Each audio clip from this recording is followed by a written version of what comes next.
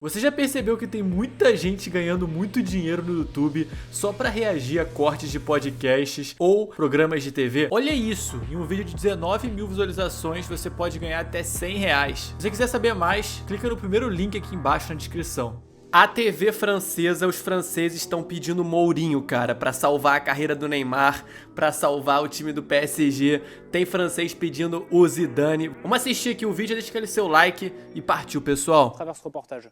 Bah, mort, non, je pense pas. Ça reste un entraîneur spécial, c'est un entraîneur qui sait gagner, qui transmet des valeurs à ses joueurs, qui transmet le bon message. Déjà, le fait de savoir gagner, et je crois qu'après, les joueurs vont avec lui, ils vont se battre pour lui. Il a redressé un peu la situation à la Roma. Aujourd'hui, ils sont en lutte pour se qualifier pour la Champions League pour la saison prochaine.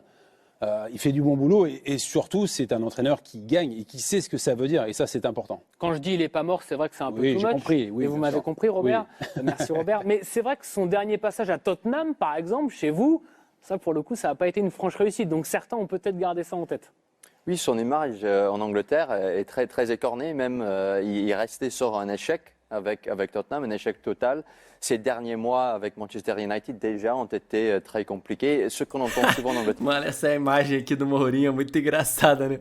Ele mandando o pessoal ficar quieto lá na Inglaterra, né? Os últimos meses com o Manchester United já foram muito complicados. Quem lembra, né, cara? Quem lembra do Mourinho lá na Inglaterra tocando terror? Mano, ele no PSG ia ser muito engraçado, cara. Compliqué. Ce qu'on entend Imagina o Mourinho e o Neymar, cara. Ia ser muito louco, cara. Imagina o Mourinho dando patada, um monte de repórter lá perguntando sobre o Neymar. Cara, ia ser uma doideira. souvent en Angleterre, c'est que quelqu'un qui n'arrive pas à communiquer avec la nouvelle génération de joueurs, que le message ne passe plus comme avant et selon certains observateurs, il est même fini au plus haut niveau. C'est ce qu'on attendait au moment de son départ à Tottenham, donc peut-être pas. Après, on pose la question de savoir si les deux nouveaux tendances, si on regarde les matchs de Mourinho et de la Roma la saison dernière et cette saison, il n'a pas changé, hein, il ne s'est pas renouvelé. Il fait du Mourinho, il défend très bien. Et par contre, après, ça se projette très rapidement. C'est l'une des meilleures défenses si on regarde toutes les stats en Italie. Et c'est une équipe qui va très vite vers l'avant. Après, il a réussi par contre à rallumer l'étincelle qu'il n'y avait plus depuis plusieurs saisons dans cette ville de Rome. Vous me voyez venir ou pas? Il serait tendance au PSG, José Mourinho? Je pense que oui, il y a deux sortes d'entraîneurs. Il y a des entraîneurs qui vous proposent quelque chose tactiquement, les joueurs adhèrent au projet tactique, au projet de jeu.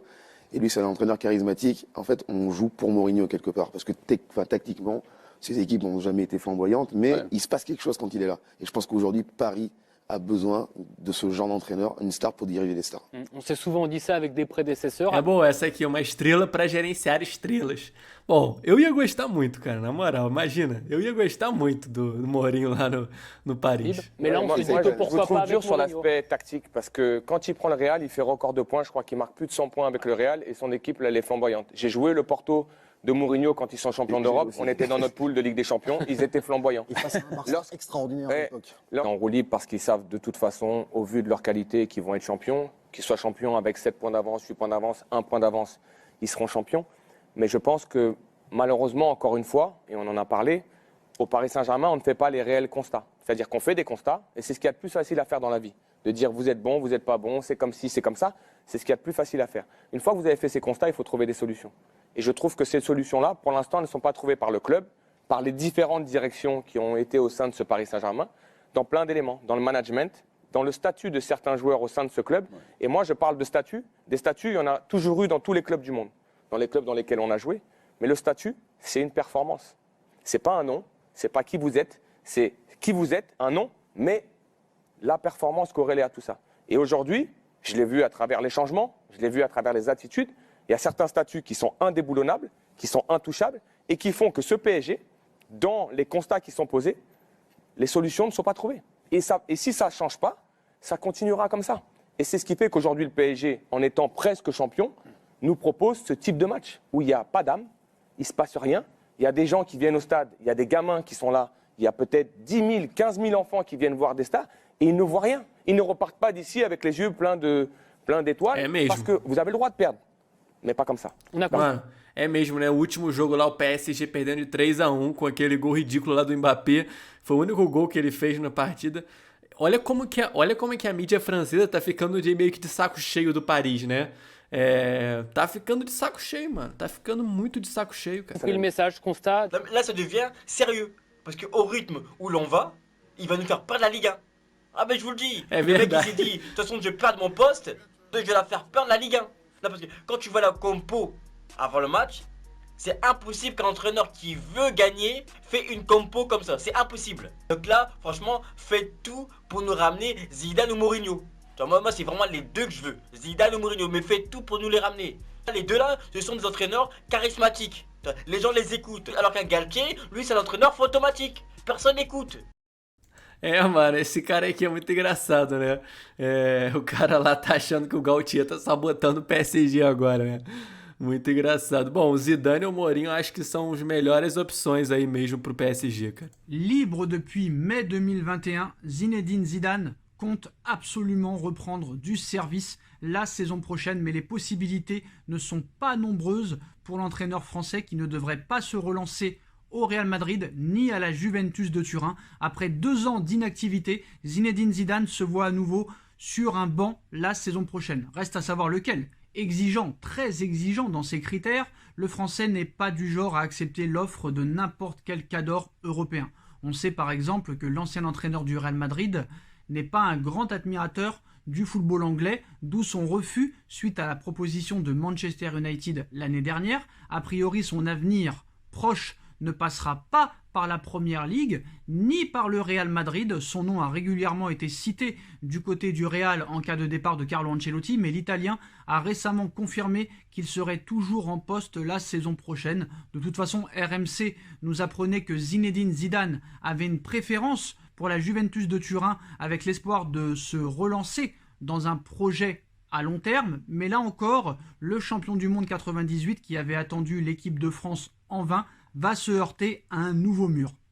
Dans un contexte difficile, le montant fait forcément réfléchir la Juventus de Turin. C'est donc une nouvelle porte qui se ferme pour le Français, toujours annoncé dans le viseur du Paris Saint-Germain. Et en plus de... Ou seja, o Zidane queria treinar qualquer menos o PSG.